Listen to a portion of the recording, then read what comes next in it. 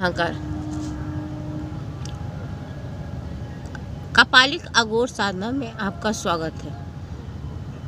आज हम आपके साथ डाकनी के विषय में चर्चा करेंगे। उसकी साधना कैसे होती है, डाकनी कौन है और डाकनी क्या क्या कर सकती है। तो डाकनी दो प्रकार की होती है। एक होती चक्र, जिसको कहते हैं 7 चक्र हमारे हैं, तो मूलाधार की देवी डाकनी है।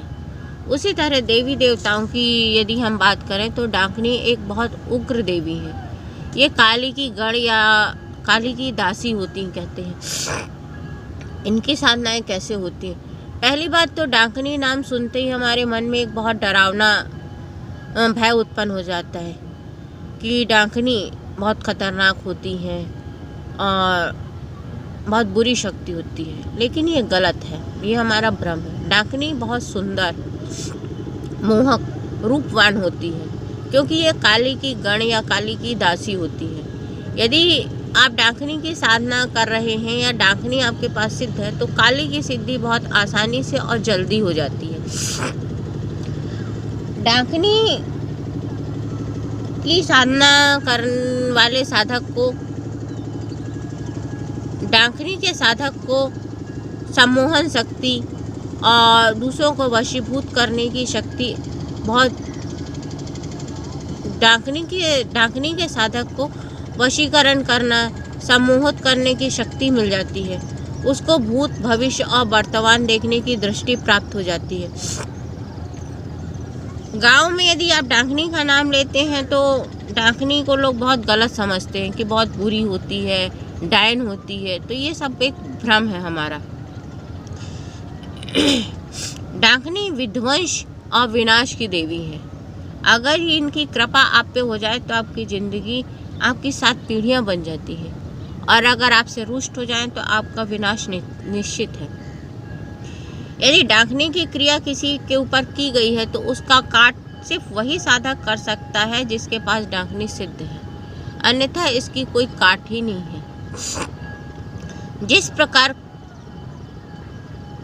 काली को सृष्टि की उत्पत्ति की मूल देवी कहा गया है, उसी प्रकार इसको विध्वंस और विनाश की देवी कहा गया है। तंत्र की बात करते हैं तो तंत्र में अघोर पंथ और कापालिक की मूल साधना डाकनी है।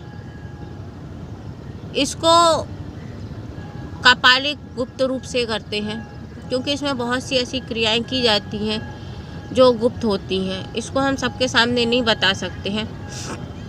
डाकनी के साधक किसी को भी नियंत्रित करने की क्षमता असीमित होती है। डाकनी की साधना वाम मार्ग द्वारा या कौल मार्ग द्वारा भी की जाती है। यदि आप डाकनी की साधना कर रहे हैं तो बहुत निडर और दृढ़ निश्चय होकर करना होता है, क्योंकि ये बहुत प्रलोभन देती हैं, आपको डराती हैं कि आप बीच में साधना छोड़ दें, क्योंकि ये भी अपने साधक को परखती हैं कि ये मेरे काबिल है कि नहीं है। मैं इसके पास जा रहा हूँ, ये मेरे को सिद्ध कर रहा, तो ये किस प्रकार का साधक है।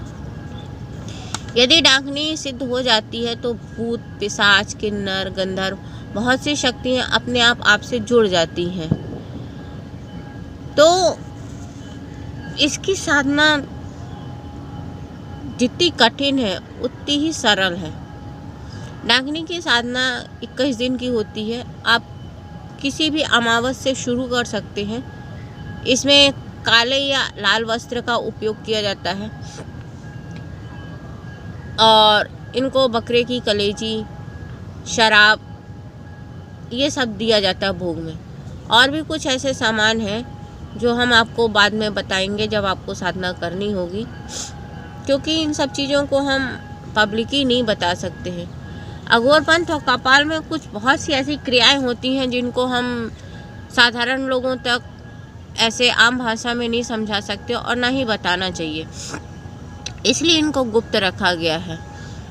इसकी सिद्धि हो जाने पर आपको ये धन भी ला के देती है, धन के रास्ते खोलती हैं, आपके शत्रु का तुरंत विनाश करती हैं, आपको किसी भी प्रकार का कोई कष्ट नहीं होने देती हैं। ये बहुत ताकतवर होती हैं।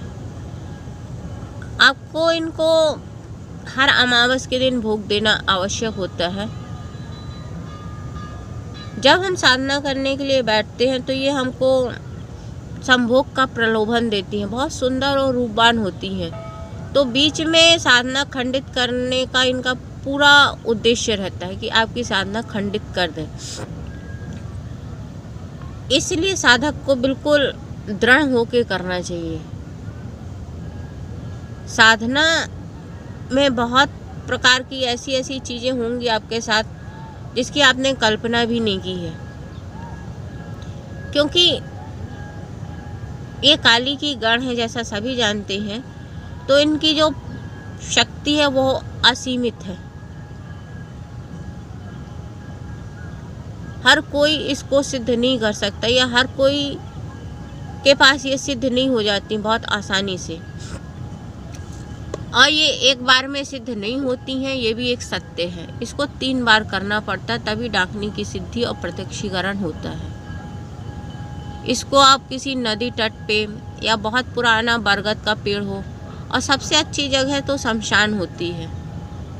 शमशान ऐसा जहाँ शांत हो, जहाँ कोई आता जाता ना, क्योंकि आजकल शमशानों की हालत ऐसी हो गई है, बिल्कुल पब्लिक प्लेस बन गए, लोग घूमने आते हैं शमशान में। अब हम बनारस के महाशमशान में रहते हैं तो बिल्कुल यहाँ तो साधना करने लायक जगह ही नहीं बची है, पब्लिक प्लेस हो गया है। ये सोचना पड़ता है कि साधना कहाँ करने जाए या कहाँ कराई जाए। तो आप ऐसा शमशान देखिए जहाँ कोई आता जाता ना हो, बिल्कुल निर्जन। वहाँ ये 21 दिन की साधना है, लेकिन बहुत जल्दी सिद्ध हो जाती हैं।